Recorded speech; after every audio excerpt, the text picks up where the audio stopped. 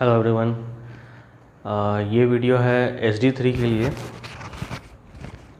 SD3 structural designing 3 Pune university 2015 pattern. इस video में हम लोग स्टडी करेंगे प्रॉब्लम्स।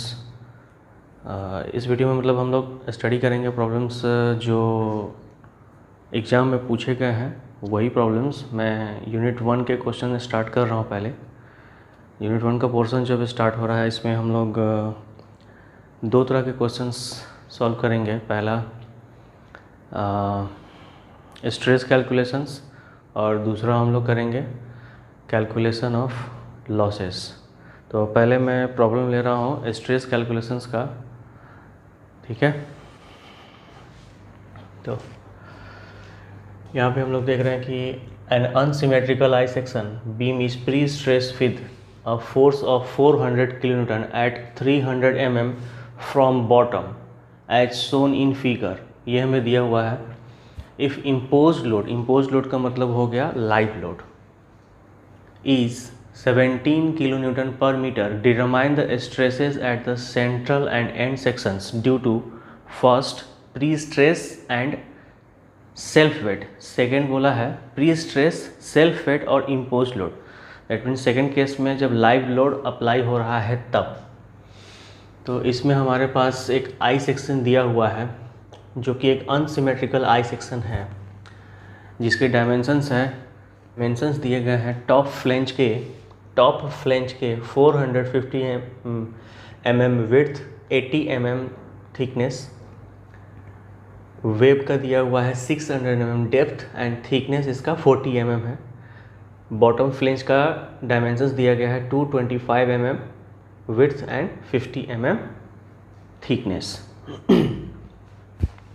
तो स्ट्रेस कैलकुलेशन के लिए हमें सबसे पहले क्या करना पड़ेगा कि इस अनसिमेट्रिकल आई सेक्शन का CG फाइंड करना पड़ेगा। CG सिंस चूँकि ये अनसिमेट्रिकल आई सेक्शन है तो इसका CG एग्जैक्टली सेंटर पे लाइन नहीं करेगा, ठीक है। तो हमें इसका एक होल सेक्शन का हम लोग सेंट्रॉइड निकालेंगे, ठीक है।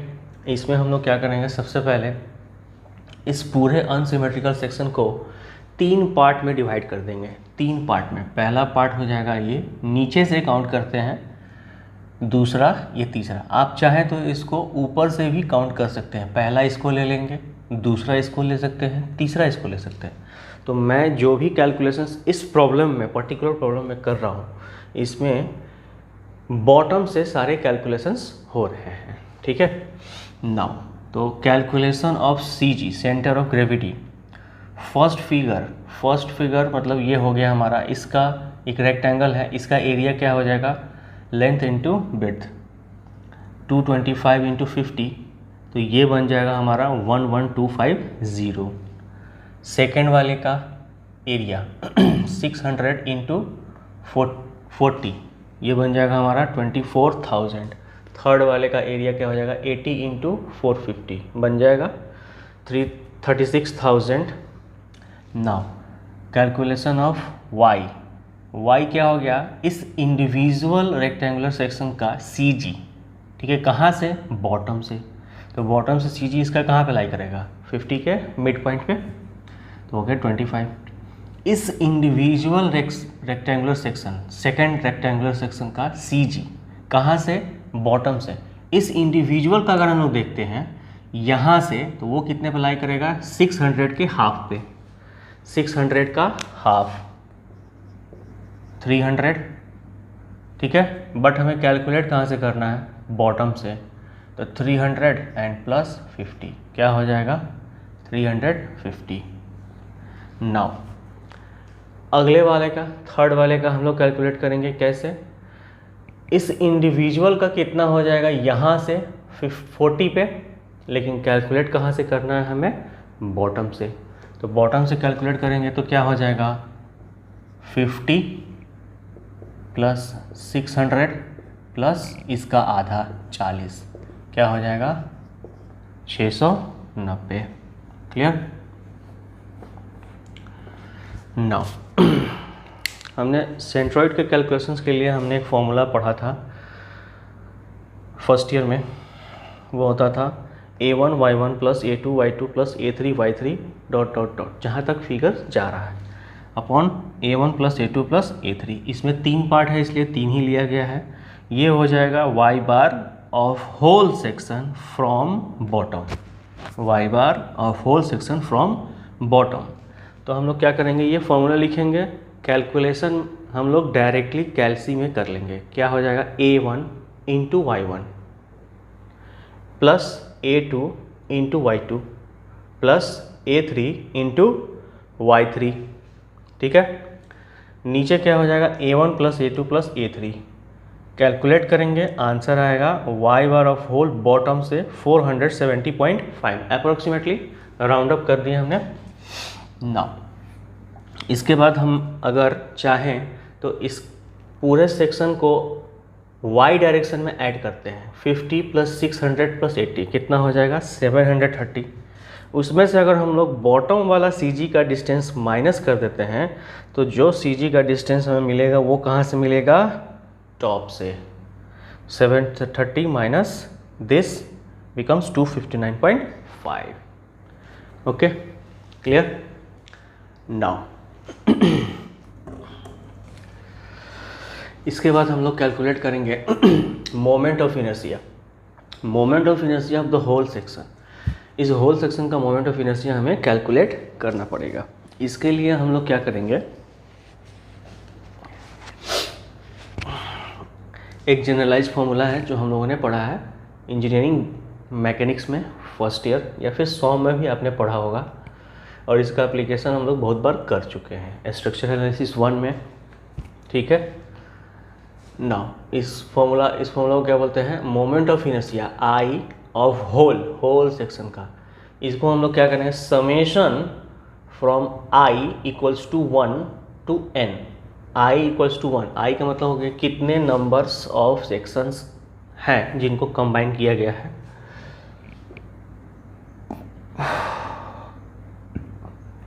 तो हमारे केस में n का वैल्यू कितना हो जाएगा 3, 1 2 and 3। IG of 1, IG of 2, IG of 3, A1 A2 A3 H1 square H2 square H3 square, ऐसे करेंगे। ठीक है, तो अभी हमारे पास IG क्या होता है, IG होता है किसी भी इंडिविजुअल सेक्शन का moment of inertia about their CG। For example ये है हमारे पास B, ये है हमारे पास D, इसका CG कहाँ होगा, बीच में। इसका IG क्या हो जाएगा, BD क्यूब डिवाइडेड बाई 12। आई बात समझ में। इसका CG क्या हो जाएगा, BD cube by 12। Now I bar whole, पहले के लिए क्या हो जाएगा, BD cube divided by 12 IG1। ठीक है, फिर क्या निकालना है, A1 हमारे पास मौजूद है 11,250। फिर उसके बाद हम लोग निकालेंगे क्या, H1 का स्क्वायर। तो HI is equals to y whole minus YI। अब I की जगह पे हम लोग अगर 1 डालते हैं तो क्या हो जाएगा, y whole minus y1। I की जगह पे अगर हम लोग 2 डालते हैं तो क्या हो जाएगा, y होल माइनस y2। आया। तो देखो यहाँ पे हम लोग डालेंगे y होल मतलब जो हमने कैलकुलेट किया है। ठीक है, इसको नहीं लेंगे, y होल जो हमने कैलकुलेट कहाँ से किया है, बॉटम से सारे डिस्टेंसेस लिए हैं तो बॉटम वाला ही वैल्यू लेना है, यहाँ मिस्टेक मत करना, जो कैलकुलेट किया वो लेना है। 470.5 माइनस y1 हो जाएगा, तो y1 हमारे पास मौजूद है 25, और इसका होल स्क्वायर। ठीक है, इसका होल स्क्वायर। नाउ अब इसके बाद हम लोग क्या करेंगे, IG2 क्या हो जाएगा, second figure B D cube divided by 12 plus A2 हमारे पास मौजूद है, plus Y whole minus Y whole हमारा जो कैलकुलेट किया है, और y2 हो गया हमारा कैलकुलेट किया हुआ पहले से ही है। ये थर्ड फिगर के लिए सिमिलरली आप लिख सकते हो IW होल हो जाएगा। ये टॉप और बॉटम से नहीं होगा, इसका कोई मतलब नहीं है, ये पूरे सेक्शन का ही होता है। तो हमने मोमेंट ऑफ इनर्शिया कैलकुलेट कर लिया। नाउ इसके बाद हम लोग क्या करेंगे, कैलकुलेट करेंगे सेक्शन मॉडुलस का फॉर्मूला क्या हो जाएगा, z is equal to I/y। तो इसमें देखो z जो हमारा है 2 बार निकलेगा, क्योंकि हमारे पास 2 अलग अलग y हैं, ठीक है। तो yt और yb, zt is equal to I whole upon yt करेंगे। I होल जो हमने कैलकुलेट किया, yt हमने यहाँ पे कैलकुलेट करके रखा हुआ है, ठीक है। ये आ जाएगा हमारा इतना। मोमेंट ऑफ इनर्शिया का यूनिट देखो mm⁴, सेक्शन मॉडुलस का जो यूनिट होता है mm³ होता है। z भी निकलेगा I होल अपॉन yb, ठीक है। नाउ ये इसका आंसर क्या आ जाएगा, yb जो हमने कैलकुलेट किया वो डाल दिया। नाउ आंसर आ गया हमारा 10.71 इंटू 10⁻⁶ mm³। z का वैल्यू 10⁻⁶ में जनरली आ जाता है, ठीक है। नाउ इसके बाद हम लोग करेंगे कैलकुलेशन ऑफ लोड्स। तो उसमें कौन कौन से लोड होते हैं आपको, dead load and live load, ठीक है। Dead load and live load. Dead load का कैलकुलेशन हम लोग क्या करेंगे, WD इसके सिंबल में अज्यूम कर लेता हूँ, ये हो जाएगा unit weight of concrete into cross sectional area, whole cross sectional area. ये क्या है हमारा आई सेक्शन, इस सेक्शन का होल क्रॉस सेक्शन, इस सेक्शन को हम क्या बोलेंगे, क्रॉस सेक्शनल, और इसका एरिया क्या हो जाएगा, मतलब कैपिटल A। तो कैपिटल A कैसे मिलेगा, A1 plus A2 plus A3, तीनों को हम लोग ऐड कर देंगे तो हमें क्या मिल जाएगा, कैपिटल A, ठीक है। Cross sectional area. Unit weight of concrete I think दिया हुआ है, क्वेश्चन में नहीं दिया हुआ है।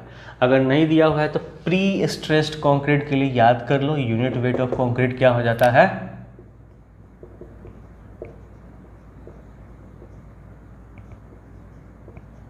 24 kilo newton per metre cube. Generally लेते हैं, कभी कभी 25 भी दे देता है, तो जो दिया हुआ है वो लेना है, नहीं दिया हुआ तो आप ये ले सकते हो ना। तो ये हमने ले लिया kilo newton per metre cube. Area क्या हो जाएगा हमारा 71250 mm² हो जाएगा। देखो mm स्क्वायर, सभी mm² में है तो सभी mm² में हो जाएगा। अब ये जो चीज़ दिया गया है ये 10⁻⁻⁶ मल्टीप्लाई, इसको हमने क्यों किया है, YC इतना हो गया, एरिया इतना हो गया, ये हो गया mm² में, इसको हमें कन्वर्ट करना है मीटर स्क्वायर में, ठीक है। तो ये देखो YC का यूनिट क्या हो गया हमारे पास, kilo newton per metre cube, ठीक है। एरिया क्या हो जाएगा, हमने इसको मल्टीप्लाई कर दिया तो मीटर स्क्वायर हो जाएगा, तो ये कैंसिल हो जाएगा, बचेगा क्या, kilo newton per metre. Kilo newton per metre किसका यूनिट होता है, किस तरह के लोड का यूनिट होता है, UDL का, यूनिफॉर्मली डिस्ट्रीब्यूटेड लोड का, ठीक है। तो ये हमें मिल गया 1.71 kilo newton per metre. This is nothing but a UDL। Live load, ये इसका यूनिट भी देख सकते हैं हम लोग, किलो न्यूटन पर मीटर दिया, ये भी क्या है हमारा UDL ही है। नाउ इसके बाद हमारे पास moments due to load calculate करेंगे। अब लोड कैसे पता चलेगा, लोड हमारे पास 2 तरह के हैं, live load and dead load. इसमें हम लोग देख रहे हैं कि ये किस तरह का लोड है, डेड लोड है। तो अगर डेड लोड नहीं, UDL है, तो UDL है तो हमारे पास कोई इन्फॉर्मेशन नहीं है कि ये किस तरह का बीम है, तो हम लोग सिंपल ही कैलकुलेशंस करेंगे। सिंपल कैलकुलेशंस के लिए हम लोग क्या करेंगे, सिंपली सपोर्टेड बीम ले लेंगे और उस पर UDL लगा देंगे। तो यूडीएल लगाएंगे तो पहला क्या लगाएंगे, WD।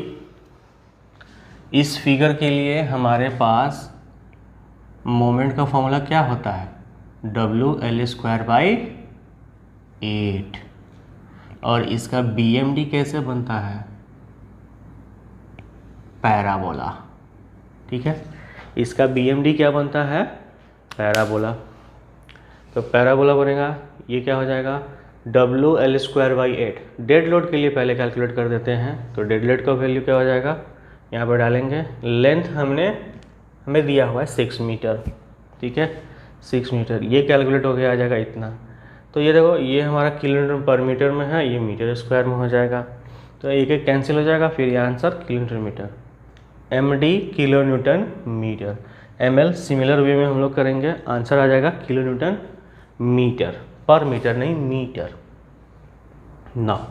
इसके बाद हम लोग जाएंगे कैलकुलेशन ऑफ स्ट्रेसेस।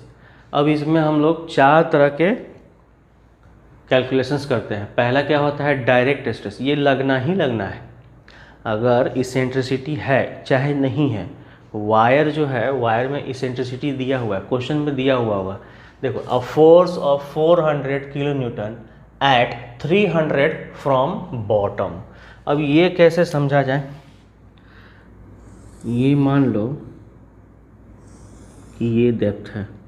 ठीक है, अब ये डेप्थ है, तो ये टोटल डेप्थ हमारा कितना दिया हुआ है, 600, 8, 5, 13, 730, 730। ठीक है, अब हमारे पास बॉटम से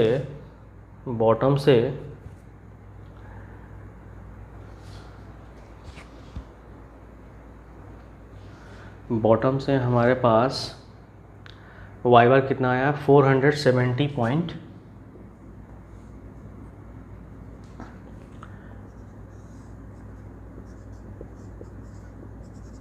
ये हमारा होल सेक्शन का CG आया। लेकिन ये क्या कर देखो, मान लो कि ये ओवरऑल सेक्शन है, टोटल हाइट इसका कितना है, 730 mm। अब इसका CG जो कैलकुलेट किया है हमने फ्रॉम बॉटम से, ये हमारा 470.5 mm आया है। कहाँ से, बॉटम से। लेकिन ये जो फोर्स बता रहा है, a force of 400 kilo newton at 300 mm from bottom. तो बॉटम से हमारे पास कहीं फोर्स लग रहा है। ठीक है, वो कितने पे लग रहा है, नीचे से हमारा 300 mm लग रहा है।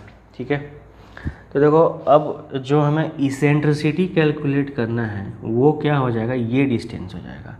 ठीक है, बॉटम से यहाँ पे 470.5, बॉटम से फोर्स लग रहा है यहाँ पे। ठीक है, तो ये CG पे नहीं लग रहा है, CG पे लगता तो वो डायरेक्ट फोर्स हो जाता, CG से थोड़ा इधर लग रहा है, तो वो इसेंट्रिसिटी प्रोड्यूस करेगा। ये हो गया हमारा इसेंट्रिसिटी।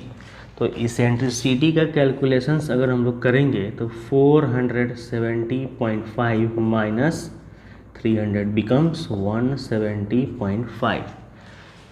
ठीक है, अब ये हमने कैलकुलेशन मिस्टेक किए, ये हो जाएगा हमारा 170.5 और यहाँ पे हो जाएगा 170.5। इसका कैलकुलेट करके देखते हैं। ये आ जाएगा हमारा PE/ZT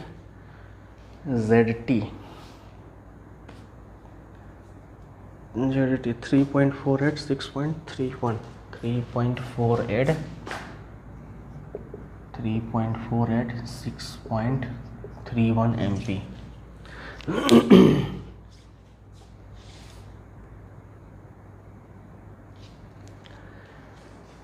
6.3 ना। ठीक है, तो इसेंट्रिसिटी हम लोग कैसे कैलकुलेट करेंगे, जो हमने वाई बार निकाला है और जहाँ पे फोर्स लग रहा है उन दोनों के बीच का डिस्टेंस। ठीक है, डिफरेंस। तो कैलकुलेशन ऑफ स्ट्रेसेस हम लोग इसमें कैसे करेंगे, PE P/A। तो P अपॉन ए क्या हो जाएगा, फोर्स कितने का लग रहा है भाई, 400 kilo Newton, 400 into 10⁻³ kilo Newton को हमने कन्वर्ट कर दिया न्यूटन में। अब क्रॉस सेक्शनल एरिया हमने कितना कैलकुलेट किया था, 71250, ये हमने डिवाइड किया, आंसर आया 5.61 MPa। ठीक है ना। दूसरा हम लोग कैलकुलेट करेंगे ड्यू टू इसेंट्रिसिटी। ये क्या हो जाएगा, PE upon ZT, P into ई अपॉन ZT। P का वैल्यू कितना हो गया, 400 इंटू 10⁻³ न्यूटन में कन्वर्ट कर दिया, और इसेंट्रिसिटी किस में आ जाएगा, mm में आ जाएगा ना, 470.5 माइनस 300 mm, तो ये कितना आ जाएगा, 170.5। ठीक है नाउ, तो हम लोग कैलकुलेट करेंगे, आंसर आएगा 3.48 MPa। P into E divided by ZB, तो ZB हमने कैलकुलेट किया हुआ है, ZT और ZB हमने कैलकुलेट किया हुआ है, यहाँ पे वो वैल्यू हम लोग डालेंगे ZT। ठीक है, सिमिलर वे में ZB, ये आंसर आ जाएगा 6.31 MPa। MPa का मतलब क्या हुआ, न्यूटन पर mm²। MPa का मतलब क्या हो गया, newton per mm²। Now third one, due to dead load, जो स्ट्रेस का कैलकुलेशन कर रहे हैं उसमें हमारा तीसरा क्या हो जाएगा, due to dead load. Dead load हमने कैलकुलेट किया था, अब डेड लोड के कारण हमने मोमेंट भी कैलकुलेट किया था। तो जब अगर हमारे पास मोमेंट दिया हुआ है तो हम लोग स्ट्रेस कैलकुलेट कर सकते हैं md अपॉन ZT। ये कहाँ से आया, फ्लेक्सुरल फॉर्मूला सॉम में आप फ्लेक्सुरल फॉर्मूला देखिए, वहाँ पे आपको आ जाएगा। ठीक है, कैलकुलेट करेंगे md अपॉन ZT। md दिया हुआ है, कैलकुलेट किया हुआ है, ZT हमने कैलकुलेट किया है, ये हम लोग निकालेंगे 0.4 MPa। सिमिलर वे में md अपॉन ZB आ जाएगा, तो यहाँ पे चेंज क्या हो जाएगा, section modulus from bottom. Dead load due to stress due to live load, इसमें हम लोग क्या करेंगे, ml अपॉन ZT, ml जो हमने कैलकुलेट किया अपॉन ZT एंड ZB, ये हमारा कैलकुलेशन हो गया। ठीक है, आया सब समझ में। ठीक है, इसके बाद मैं थोड़ा रब करता हूँ और उसके बाद मैं फिगर ड्रॉ करता हूँ।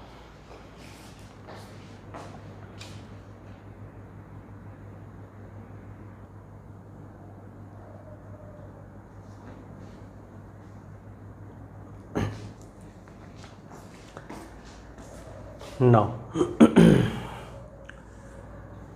हमने स्ट्रेस कैलकुलेट कर लिया है, अब हम क्या करेंगे, इसको फिगर से दिखाएंगे। ठीक है, तो पहला केस हमारा क्या बोल रहा है,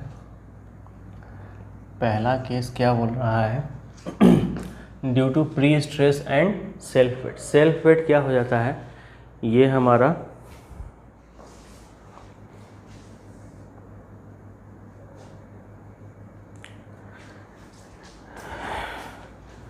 सेल्फ वेट क्या हो जाता है, डेड लोड। ठीक है, डेड लोड और प्री स्ट्रेस के कारण दो तरह के स्ट्रेस डेवलप होंगे, पहला एक डायरेक्ट स्ट्रेस और दूसरा क्या हो जाएगा, स्ट्रेस ड्यू टू इसेंट्रिसिटी। ठीक है, तो हम लोग क्या करेंगे कि कंबाइन करेंगे प्री स्ट्रेस और सेल्फ वेट के कारण। तो प्री स्ट्रेस के कारण पहला स्ट्रेस क्या हो जाएगा, डायरेक्ट स्ट्रेस। ठीक है, तो ये जो आता है, ये टॉप फाइबर से लेके बॉटम फाइबर तक थ्रू आउट सेम रहता है। ठीक है, तो थ्रू आउट सेम रहता है, तो ऊपर हमारे कितना हो जाएगा 5.61 और नीचे कितना हो जाएगा 5.61, और इसका साइन हम लोग प्लस लेंगे। ठीक है, बताता हूँ क्यों। फिर उसके बाद इसेंट्रिसिटी के कारण, अब इसेंट्रिसिटी के कारण हमारे पास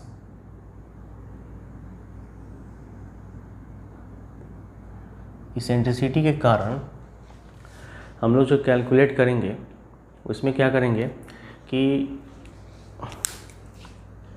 इसेंट्रिसिटी हमारा डेवलप कहाँ पे हो रहा है, तकरीबन यहाँ पे हमारा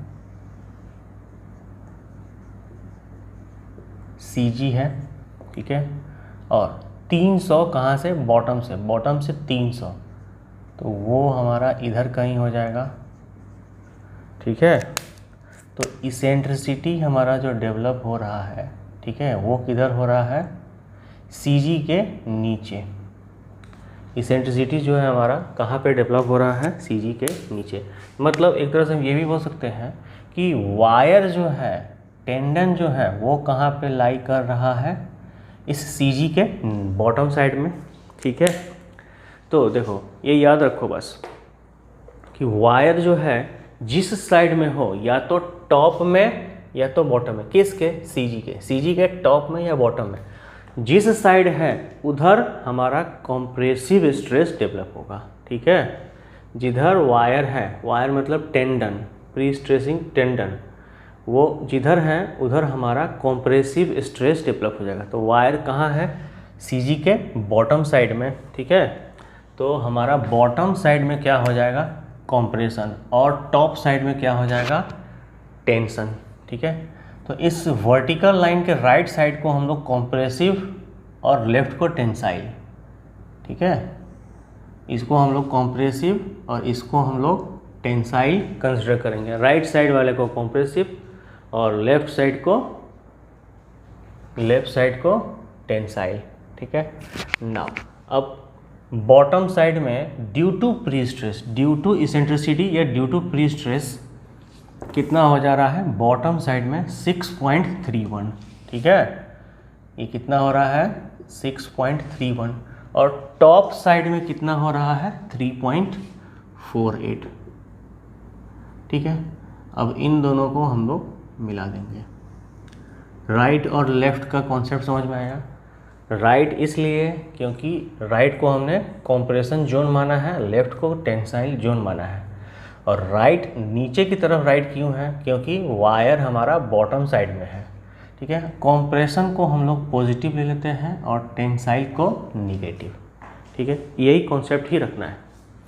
इसके बाद हम लोग आ जाते हैं ड्यू टू डेड लोड। अब डेड लोड के कारण देखो, डेड लोड के कारण टॉप में है 0.4 और नीचे कितना है 0.71, ठीक है। टॉप में कितना है 0.4 और 0.71। अब इसमें हम लोग कैसे कह सकते हैं कि प्लस किधर होगा, माइनस किधर होगा, ठीक है। तो प्लस हमने किसको लिया है, कॉम्प्रेशन को, और माइनस किसको लिया है, टेंशन को।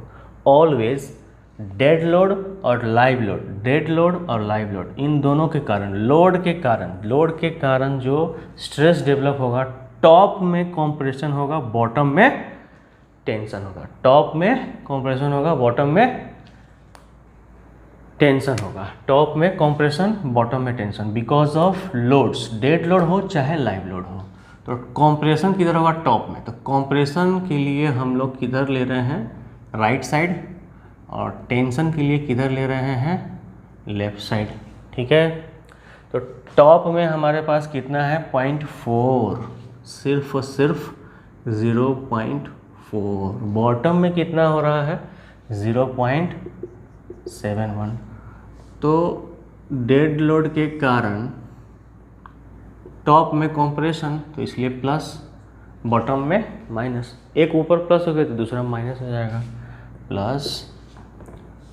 इसके लिए भी फिगर कैसा बनेगा, लाइव लोड के लिए, लाइव लोड के लिए इसमें बनेगा कि नहीं बनेगा। अब देखो प्री स्ट्रेस और सेल्फ वेट बोला है पहला कंडीशन में, तो पहले में प्री स्ट्रेस के कारण दो चीज़ हो गए, डायरेक्ट एंड इसेंट्रिसिटी, और दूसरा क्या होगा, सेल्फ वेट। सेल्फ वेट में क्या हो गया हमारा, डेड लोड। तो डेड लोड के कारण निकाल दिया, बस खत्म। इन तीनों को ऐड करेंगे, टॉप में 5.61 माइनस 3.48 एंड प्लस 0.4, ठीक है। 5.61 माइनस 3.48 प्लस 0.4, कितना आया 2.53। आंसर क्या आया 2.53। क्या आया प्लस या माइनस? ये आ रहा है प्लस, तो प्लस हम लोग किधर मान रहे हैं, कंपैरिजन साइड, राइट साइड 2.53। ठीक है, बॉटम में देखते हैं क्या हो रहा है, प्लस 5.61 प्लस 6.31 माइनस 0.71।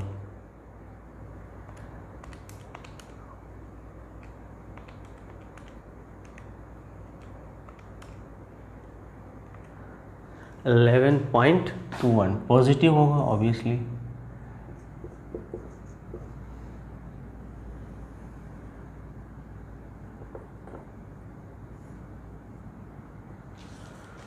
ये हो गया हमारा, ऊपर भी प्लस नीचे भी माइनस, तो ओवरऑल क्या हो जाएगा प्लस। ये हम लोग फिगर के तौर पे दिखा सकते हैं। ये हमारा पहला केस हो गया। अब दूसरा केस में क्या बोल रहा है,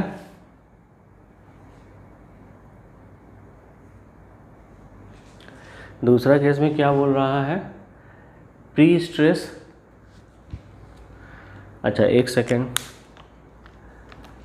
हमारे पास determine the stresses at the central and end sections. ठीक है, सेंट्रल एंड एंड सेक्शंस। ठीक है, तो जो पहला केस मैंने लिया है, पहला जो केस हमने लिया है, ये किसके लिए हो जाएगा,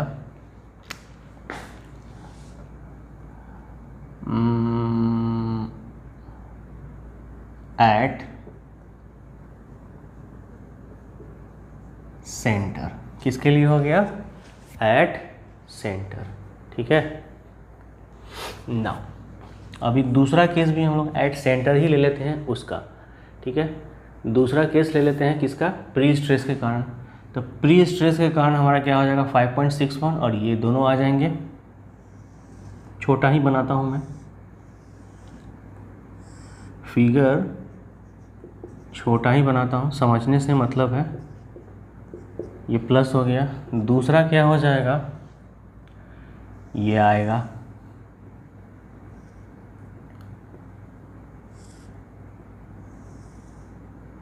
ये माइनस, ये प्लस 3.48 6.41। ठीक है, तीसरा क्या हो जाएगा,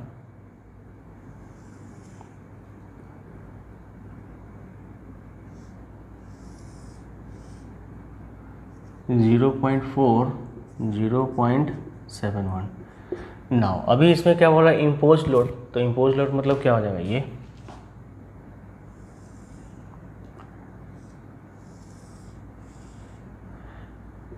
ये प्लस ये माइनस। इम्पोज लोड में टॉप में कितना आ रहा है 3.9 7.07। अब इसको हम लोग ऐड कर लेते हैं, करो। आंसर कितना आ रहा है अपने, आंसर आ गया आपका 6.44 एंड 4.44। ये आ जाएगा आपका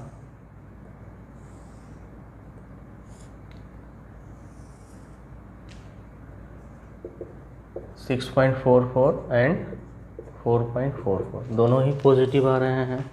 ठीक है, नाउ अब लास्ट,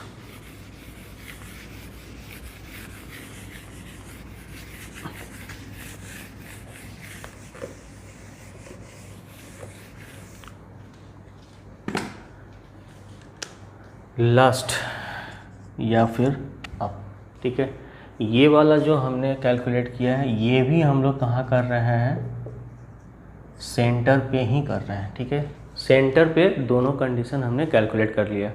नाउ अभी क्या बोल रहा है, एंड सेक्शन पे भी, एंड सेक्शन पे भी हम लोग कैलकुलेट कर लेते हैं। ठीक है, तो अभी देखो एक चीज़,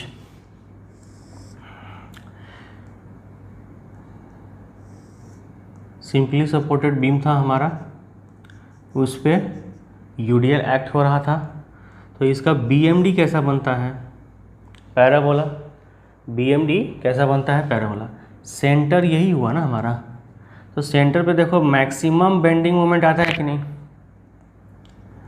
एंड सेक्शन हमारा ये हुआ, तो एंड सेक्शन पे बेंडिंग मोमेंट क्या होता है, 0, चाहे वो लेफ्ट हो चाहे राइट हो। एंड सेक्शन पे बेंडिंग मोमेंट 0 हो जाता है। किसके कारण, ये लोड के कारण। लोड कौन सा, डेड लोड हो चाहे लाइव लोड हो, डेड लोड हो चाहे लाइव लोड हो। तो बचा कौन सा, सिर्फ डायरेक्ट एंड प्री स्ट्रेसिंग। तो डायरेक्ट में हमारे पास क्या हो जाएगा, ठीक है, डायरेक्ट में हमारे पास क्या हो जाएगा, ये और ये।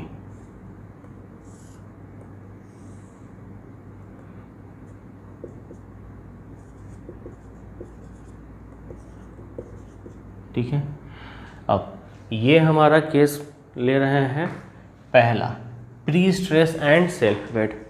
प्री स्ट्रेस के कारण दोनों आ गया एंड पे, कहाँ पे कैलकुलेट कर रहे हैं, एंड पे। प्री स्ट्रेस के कारण दोनों आएंगे, बट एंड पे self weight, dead load, self weight मतलब डेड लोड, डेड लोड के कारण आएगा क्या, नहीं, 0। ये क्या हो जाएगा, बस इतना ही,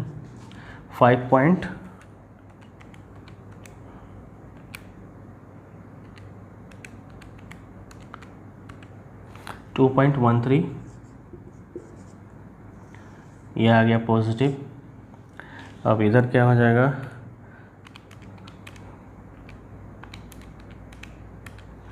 $11.92।